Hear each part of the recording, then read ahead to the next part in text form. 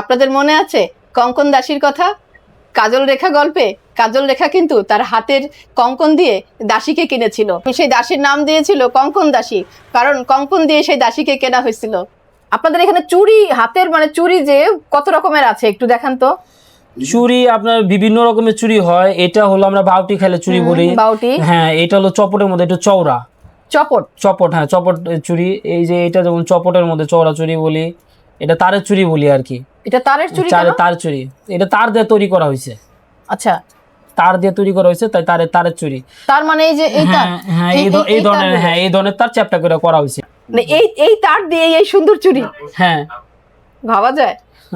মানে এই তার তো আমরা সবাই চিনি, ছোটবেলাতে মানে সবাই আমরা দেখছি এই তার, কিন্তু এই তার দিয়ে যে এত সুন্দর গহনা পাওয়া যায়, গহনা তৈরি হয়। এইটা কঙ্কন, মানে কাজল রেখা যে হাতের কঙ্কন দিয়ে দাসী কিনে ফেলছিল, সেই কঙ্কন। এটা তো দাস প্রথা বিলুপ্ত হলেও কঙ্কন কিন্তু বিলুপ্ত হয়নি।